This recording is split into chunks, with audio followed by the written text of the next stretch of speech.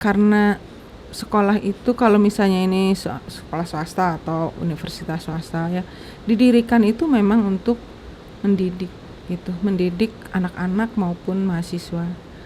Jadi kalau bisa memang tidak hanya sekedar ilmu, tetapi juga attitude-nya dan contoh-contoh yang diberikan yang baik kepada murid-muridnya.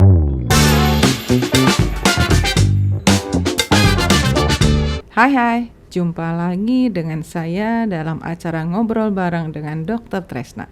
Saya Dr. Tresna dari Kota Cirebon.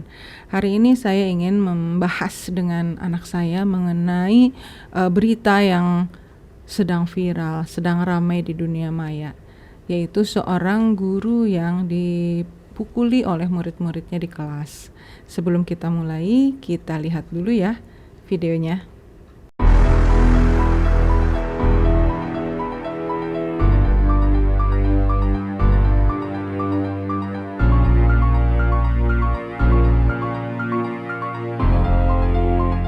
Teh, udah lihat kan tadi videonya? Iya, udah. Nah itu dilihat kan gimana sih guru dipukuli oleh 3 orang murid, tapi divideoin oleh teman-temannya dan malah tidak melerai gitu. Malah kesannya tuh dibiarkan dipukuli. Seorang guru dipukuli oleh murid dan teman-temannya yang lain tidak ikut melerai, bahkan memvideokan dan kemudian memposting ke dunia maya. Nah, menurut Teteh gimana sih perasaan Teteh ngelihat yang seperti itu? Ya, perasaan Teteh mah pas lihat tuh kaget sih ya. Terutama sih karena kenapa bisa terjadi seperti itu. Dan apalagi itu kan satu guru dan 3 murid gitu. Pasti ada suatu pertikaian yang begitu besar gitu, mungkin antara dari guru ke murid atau murid ke guru gitu. Pas ngeliat juga kayaknya gurunya tuh perlawanannya juga lumayan ya sangat melawan gitu. Melawan di akhirnya kan. Iya, melawan di akhirnya. Kan nggak terlalu panjang. Video tidak terlalu panjang, tapi sebelumnya kan dipukulinnya dengan serius. Iya, dipukulnya dengan serius. Kelihatannya ya memang serius itu udah. Mungkin ada masalah yang besar di belakangnya. Jadi Teteh menduga-duga gitu ya bahwa ada sesuatu hal yang besar sampai terjadi hal seperti itu. Iya. Nah, hanya menduga atau gimana nih? Ada perasaan kesal atau jengkel atau heran atau apa yang lebih Teteh lihat gitu, ngelihat dari itu? Sepertinya sih lebih ke ada suatu larangan yang ke muridnya tuh, kamu nggak boleh gini gitu. Nah, murid itu langsung nggak nerima. Kelihatannya ada gitu kelihatannya ya. seperti itu. Nah, tapi kan sebenarnya kejadian itu ya tidak hanya di video itu. Selama ini kan kita sering ngelihat ada perkelahian antara guru dan murid, bukan yang pertama gitu. Iya. Sebenarnya menurut Teteh, murid kepada guru atau guru kepada murid harusnya seperti apa nih versi Teteh? Karena itu kan di situ kan anak SMA ya. Iya. Nggak jauh dari Teteh lah, generasi Z ya. Yang dikenal bahwa sekarang Gen Z itu kan tidak jauh tuh. Iya. Perasaan mereka yang masih berbaju seragam SMA dan Teteh yang kuliah semester awal itu kan satu kepahaman gitu, satu paham usia nggak jauh. Nah, menurut Teteh tuh harusnya gimana sih guru kepada murid dan murid kepada guru? Menurut Teteh sih ya saling menghormati aja. Guru murid menghormati kepada guru juga menghormati kepada guru juga menghormati kepada murid gitu. Maksudnya mungkin bukan hormat gitu. Iya, bukan hormat gitu. Maksudnya kita saling menghargai posisinya ya. Muridnya juga harus dihargai. Iya. Gurunya juga saling menghargai. Jadi saling menghormati itu bukan hormat kira-kira bukan gitu, tapi betul. Saling menghargai satu sama lain gitu ya posisinya ya. Betul. Berarti kalau kayak gitu tadi mungkin ada ketimpangan ya, ketimpangan sikap antara keduanya. Betul. Gitu barangkali ya. Nah, kalau selama sekarang Teteh ngelihat ya, kalau misalnya di depan Teteh nih, itu kan lagi dipukuli terus teman-temannya ada di sekitarnya memvideokan diam, tidak melerai. Kalau Teteh sendiri akan bagaimana? Kalau melihat seperti itu, misalnya ada dosen dipukuli oleh mahasiswanya, Teteh sendiri sikapnya bagaimana saat itu? Sebenarnya sih melihat dari situasi juga dulu sih. Kalau Teteh mah barangkali yang menyerang itu ada senjata tajam kan bisa balik ke Tetehnya gitu. Sebenarnya yang ngerekam itu juga ya dia juga tidak mau gitu, cuman pasti harusnya ada teman lain yang membantu melerai itu. Jadi harus melihat situasi dulu kalau memang mau melerai pertikaian kayak gitu tuh. Tapi pastinya bakal ngebantu kalau memang ya nggak ada senjata tajam yang bisa memutarbalikkan gitu, memperparah situasi kayak gitu. Minimal kan kita bisa tidak membiarkan tuh, artinya bisa panggil guru yang lain, bisa kayak gitu ya. Bisa panggil satpam, bisa bisa panggil satpam. Terus udah gitu memang kita juga nggak bisa nyalahin yang videoin ya, karena betul. Bagaimanapun juga dokumentasi itu perlu ya. Dokumentasi saat perlu. Itu bukan kita kok dokumentasi memang harus gitu kalau ada apa-apa kan ya. Nah kayak tadi tuh Teteh bilang bahwa telah terjadi sesuatu hal yang membuat peristiwa itu terjadi. Di belakangnya pasti ada sesuatu yang besar gitu. Nah, gimana sih harusnya supaya mencegah terjadinya hal-hal besar tersebut? Gimana ya? Banyak untuk seperti itu tuh. Kalau selama bersekolah bersama Gen Z lainnya itu biasanya ya kayak kita tuh tinggal merubah mindset saja gitu. Karena maksudnya? Kan Gen Z itu kan mereka tuh lebih emosional. Oh gitu. Iya, kalau selama ini berteman dan ini lebih emosional gitu. Lebih emosional ya Gen Z tuh ya.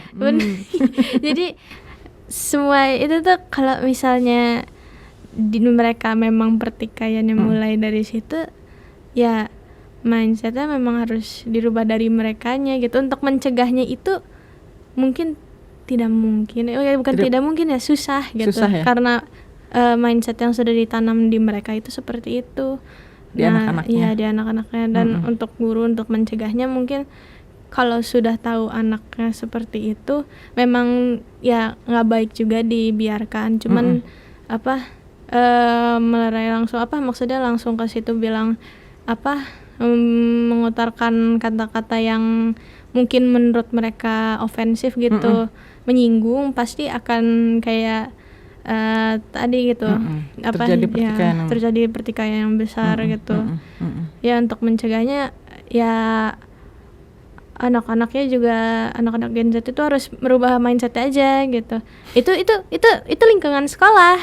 Lingkungan sekolah ada peraturan. Dan guru-guru juga kan punya aturan juga. Iya, punya aturan juga. Jadi harusnya diikuti ya. Iya. Karena pasti pertikaian awalnya itu karena siswanya juga melanggar suatu peraturan gitu. Iya. Tapi kan pasti di belakangnya telah ada terjadi persoalan sebelumnya ya.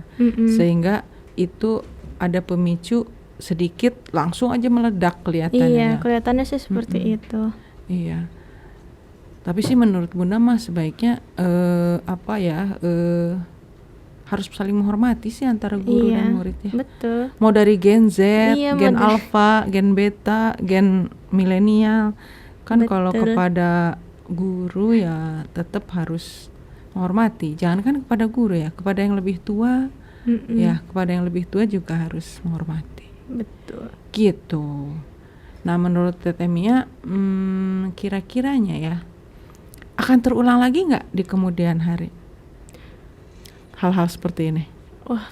Sebenarnya sih pastinya ada. Pasti ada kemungkinan. Pastinya ada kemungkinan karena kan manusia dibuatnya beda-beda gitu. Mungkin aja ya. Iya, mungkin aja. Terulang lagi. Iya.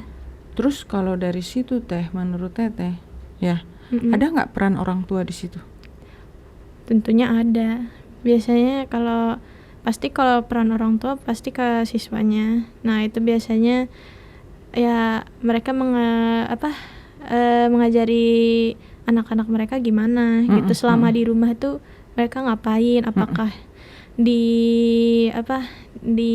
disuruh belajar untuk mematuhi peraturan, apa hanya dibiarkan saja berangkat sekolah, pulang biarin main gitu, apa mereka berangkat sekolah ditemani, dibekali, lalu saat pulang lagi itu ya mereka juga menyambut gitu, dan ya tetap di rumah dan ya melakukan kegiatan yang terpantau oleh mereka. Positif gitu. Ya. Iya. Jadi menurut Teteh peran orang tuanya juga cukup besar ya. Cukup besar. Sampai terjadi pemukulan begitu pasti orang tuanya Iya, cukup betul. berpengaruh. Oke. Kalau misalnya Teteh ya ketemu nih di kampus lah sekarang, ada yang kayak gitu, Teteh mau cerita nggak sih sama Bunda? Ya cerita lah. Ceritanya? Pasti tidak. Ya ceritanya ya ada pertikaian gitu. Sebenarnya ya sepertinya kalau di kuliah sih bukan pertikaian yang besar seperti memukuli, lebih ke ke aksi. Oh, mahasiswa sih beda ya. Iya, mahasiswa sih beda. Cuma kalau ya siswa masih yang SD, SMP, SMA ya mungkin mereka lebih emosional. Iya, lebih emosional gitu. Jadi akan cerita ya. Iya. Soalnya kadang-kadang orang tua juga kalau anaknya tidak cerita nggak tahu. Iya, ya. betul. Kalau anaknya nggak cerita kan nggak tahu. Kan kalau misalnya cerita bisa dinasehati atau dikomentari sehingga ditunjukkan mana yang baik dan benar. Betul. Kalau menurut Teteh ya nih, secara umum apa harapan Teteh terhadap rekan-rekan Teteh sesama generasi Z, walaupun sekarang sudah generasi beta. Ya sekarang masih ada alfa yang belum terselesai. Ya tapi kan seangkatan Teteh lah. Iya, seangkatan. Menurut Teteh harapan Teteh kepada teman-teman Teteh yang seusia dan sekolahnya itu ada nggak harapannya apa? Ya harapan Teteh sih sebenarnya ya mulai merubah mindset aja. Apalagi yang di video itu kan anak SMA sudah mau beranjak ke usia dimana harus mulai dewasa cari kerja atau mau lanjut kuliah gitu. Ya semoga aja makin pendidikannya juga ada waktu untuk ini emosional ininya tuh BK apa sih kalau itu?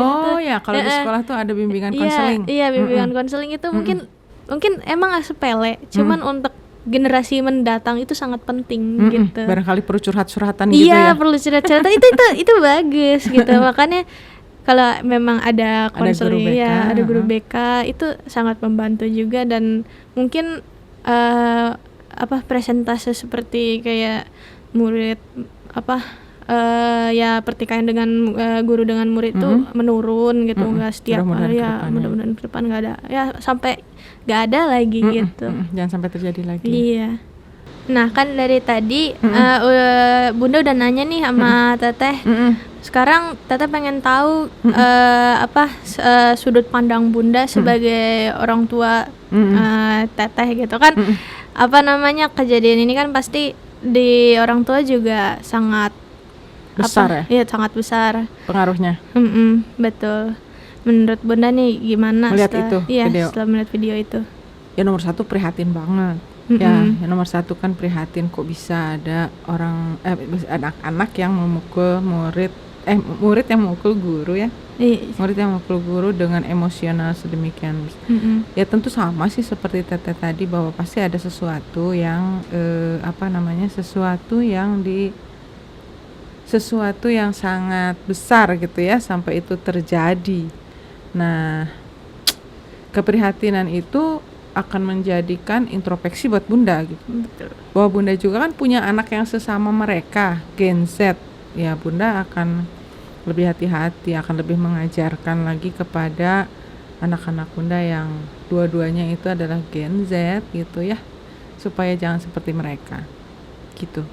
Ya, jadi Bunda sudah khawatir gitu ya, banget, sangat khawatir banget. Gitu atas insiden ini tuh. Sangat khawatir tuh artinya begini, bukan sekedar kepada anak sendiri,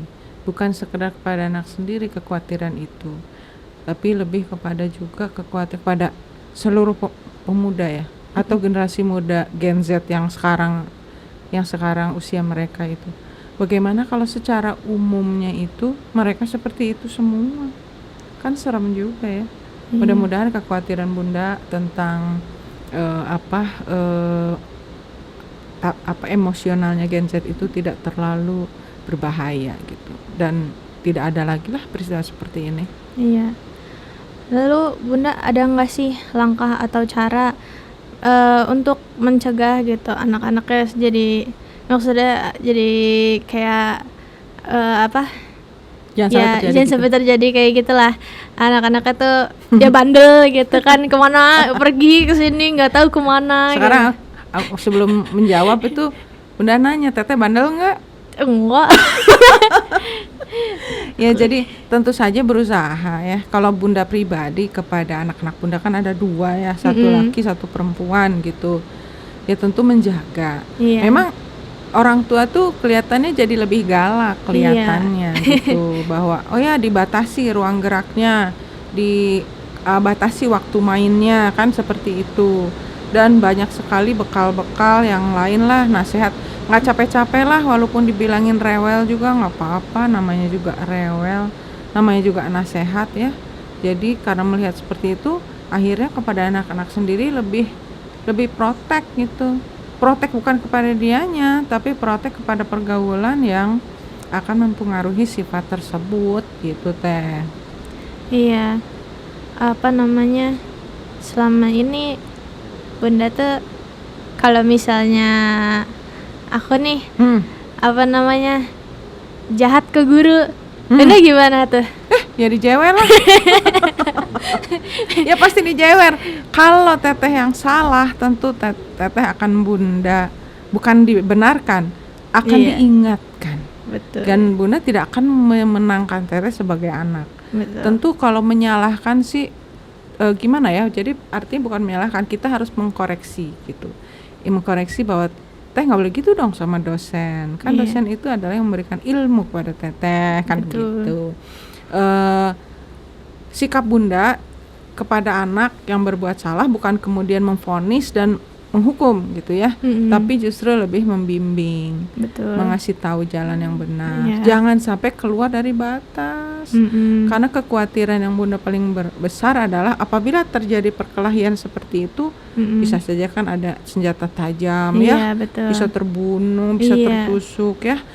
Kalau misalnya dia yang tertusuklah anaknya gitu, bagaimana kalau dia membunuh ya, artinya kan gurunya jadi terjadi sesuatu gitu kan, habis tuh masa depan ke depannya karena dia masuk ke dalam peristiwa kriminal, bisa dipenjara, aduh masa depannya habis, padahal masa depan dia masih panjang gitu. Nah itu betul. Yang Bunda tentu akan khawatir gitu. Nah terkait ini jadi pesan Bunda untuk seluruh orang tua yang ada di Indonesia terkait ini tuh apa? Ya kalau kata aku sih ya, orang tua lebih merhatiin anak. Kadang-kadang anak itu khususnya yang sekarang remaja, memang mereka kan unik ya. Mungkin kita sendiri tidak tahu dalamnya lautan bisa diketahui, tapi dalam hati anak-anak kita nggak tahu. Nah jadi kita sebagai orang tua harus benar-benar menyelami apa yang ada di pikiran anak gitu ya, apa yang dirasa, apa yang dipikirkan, apa yang digaulkan ya. Jadi walaupun kita lepas anak-anak itu ke sekolah, ke kegiatan ya, kita harus benar-benar mengetahui, betul-betul mengetahui dengan detail. Kalau bisa 100% sih, biar kita bisa mewaspadai apa yang mungkin akan terjadi. Teman-temannya siapa, bagaimana pergaulannya. Tapi lepas dari itu ya tentu di rumah harus tetap diberikan nasihat-nasihat bagaimana caranya bersikap gitu. Ya itulah orang tua mah sampai anaknya tua, barangkali sampai akhir hayat ya, tentu akan mengawal anak untuk tetap dalam koridornya Teh, batas-batas yang baik gitu. aku gimana ya nanti, takut jangan ya teman-teman, nggak boleh jahat sama guru dan dosen tuh ya, nanti dijewer sama yang gitu. Galak. Gitu. Nah, kan ini untuk orang tua. Lalu kalau misalnya untuk sekolah dan instansi pendidikan, Bunda ada kata-kata nggak, harapan? Ya karena memang gini, kan kita juga punya sekolah ya. Jadi karena sekolah itu kalau misalnya ini sekolah swasta atau universitas swasta ya, didirikan itu memang untuk mendidik gitu, mendidik anak-anak maupun mahasiswa. Jadi kalau bisa memang tidak hanya sekedar ilmu, tetapi juga attitude-nya dan contoh-contoh yang diberikan yang baik kepada murid-muridnya. Jadi ya pengganti orang tua di saat mereka sekolah itu kan guru. Betul. Gitu, pengganti orang tua di saat mereka sekolah adalah guru. Lalu sekolah kan membuat aturan gitu. Jadi ya selama semua sesuai dengan koridor, tentu diharapkan bisa baik gitu. Udah jangan nanya lagi, cukup. Padahal masih banyak. Tapi ya sebenarnya sudah merekap semua ya tentang apa yang terjadi. Iya. Oke, berarti kan obrolan kita cukup mendalam ya. Iya. Cukup mendalam tentang peristiwa ini. Iya. Mudah-mudahan ke depan Bunda nih sebagai orang tua Teteh ya. Iya. Kan Bunda juga bukan orang tua yang sempurna. Yo. Jadi kalau bisa sempurna apa galak? Sempurna dan galak. Kan Bunda juga kan tidak sempurna Teh. Iya. Jadi sebaiknya sih kita saling mengingatkan lah ya. Iya. Kalau Bunda salah juga Bunda minta maaf. Iya. Kalau Bunda salah juga tolong diingatkan. Karena kan kadang-kadang orang tua juga kan maunya sendiri gitu. Iya. Kan Teteh juga sebagai anak bisa mengungkapkan keinginannya apa. Iya, Tentu betul. kita bisa mendiskusikan apa yang akan dilangkahkan ke depan. Bagaimanapun kan orang tua tuh punya pandangan yang lebih jauh, lebih pengalaman. Betul. Iya. Jadi kalau Teteh ada apa-apa harus bilang. Janji enggak? Kayak misalnya Teteh mau bisnis. Kalau Iya. Teteh mau bisnis, Teteh mau ikut lomba apa, harus bilang. Iya. Supaya nanti kan minimal Bunda doakan. Kalau ada sesuatu yang berat kan Bunda bisa bantu. Iya. Gitu. Jadi Teteh harus bisa terbuka sama Bunda ya. Iya. Cukup dulu ya ngobrolnya. Iya. Baiklah para pemirsa, obrolannya cukup dalam antara saya dengan anak saya tentang guru yang dipukuli oleh muridnya. Mudah-mudahan nih ya setelah melihat obrolan kami itu bisa dijadikan inspirasi buat para ibu-ibu, para orang tua yang menyaksikan obrolan kami. Mudah-mudahan ke depan generasi muda yang diharapkan menjadi generasi emas di 2045 ini bisa membangun negara yang baik dengan didasari oleh nilai-nilai luhur ya, agama dan attitude yang baik. Kita jumpa lagi dalam episode berikutnya. Wassalamualaikum warahmatullahi wabarakatuh.